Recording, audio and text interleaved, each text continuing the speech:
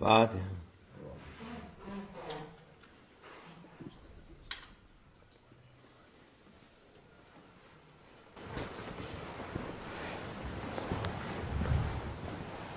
السلام عليكم. أعوذ بالله من الشيطان الرجيم. بسم الله الرحمن الرحيم. والصلاة والسلام على رسولنا محمد سيد الأولين والآخرين. مدد مدد السادات مدد مشاهد دستور مولانا ش.Muhammad الرحمن.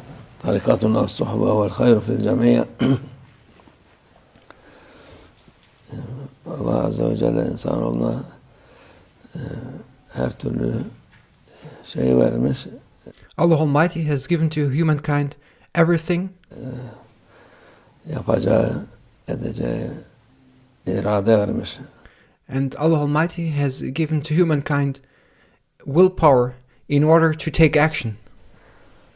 İrade, Allah Azze ve Celle'nin ilmi, akıl diye bizim akıl diye hiç Our minds cannot fathom the knowledge of Allah Almighty. Ya Allah'ın iradesinin, Allah'ın ilminin karşısında aklımız sıfır değil, hiçbir şeydir. And in the face of Allah Almighty's divine will and in the face of Allah Almighty's divine knowledge, our mind, our capability to think is not even below zero, it is nothing. Onun için Allah Azze ve Celle'nin iradesine boyun eğmek lazım, başka şey değil. Therefore, we must obey the will of Allah Almighty, and there's nothing else we can do. Çoğu insan kendilerini akıllı zanneder. There are many people who think of themselves to be clever ones. Düşünür nasıldır, nedir, ne oluyor diye. And they think of themselves to be clever ones, and they question everything, and they try to give a reason and to give a cause to everything. Ona hiç düşünme, sen Allah Azze ve Celle seni yarattı. But it is not up to you to decide why things happen. Things happen as they have been created by Allah Almighty, and they happen because of the will of Allah Almighty, and He's the creator of everything. Bu dünyaya koydu, onu kendi haline bak sen. It is Him, Allah Almighty, who placed everything into this world, and it is not up to you to be concerned about what Allah Almighty does. What you should be concerned about is yourself. Senin başka lüzumsuz işlere bakma. Focus and concentrate on yourself, and don't interfere with others' affairs. Yasak olan şeylere bakma. Don't look at what is forbidden. Yasak, en büyük yasak Allah Azze ve Celle'nin iradesine karşı gelmek. And what is it that is most forbidden? It is to come up against the will of Allah Almighty. Ona soru sormak.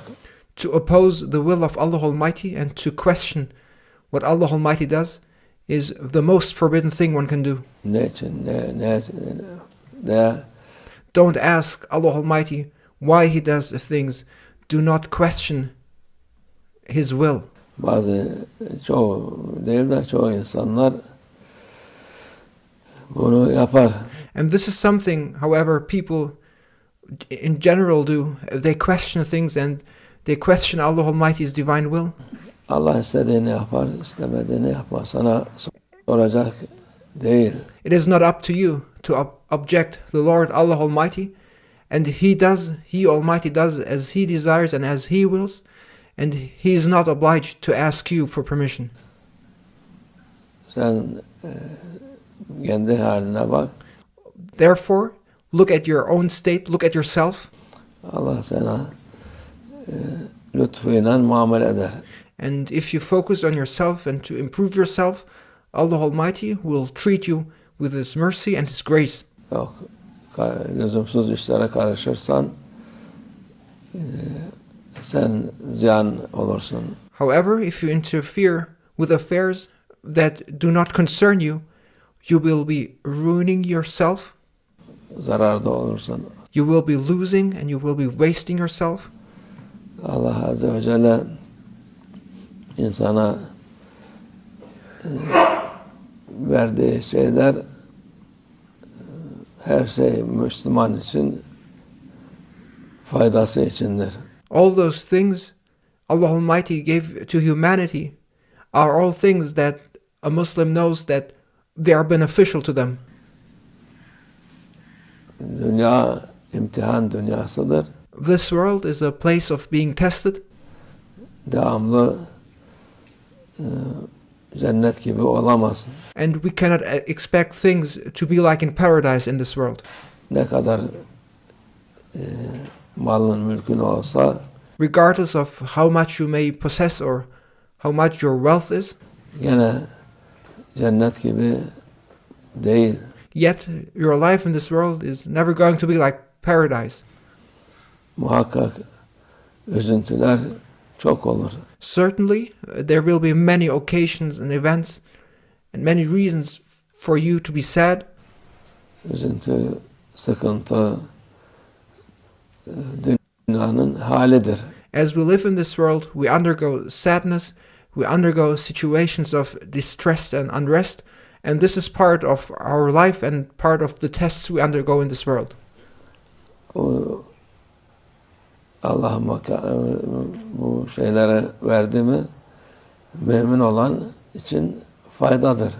But for a believer, all these tests he undergoes, all these moments of sadness and having to undergo moments of distress are in fact a means for them to benefit and to profit.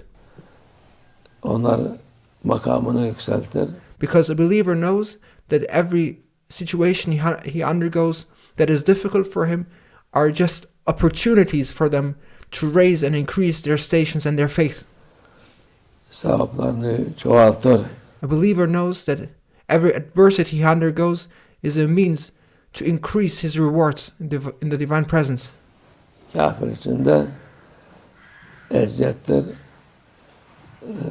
But for a disbeliever, moments of distress and unrest are just means for them to increase their torment and suffering and affliction. Yola gelsin diye uyarıdır ona. And for a disbeliever, these moments of unrest and adversities are a reminder to the disbeliever to come back to the right way and to repent. Ama dinleyen kazanır.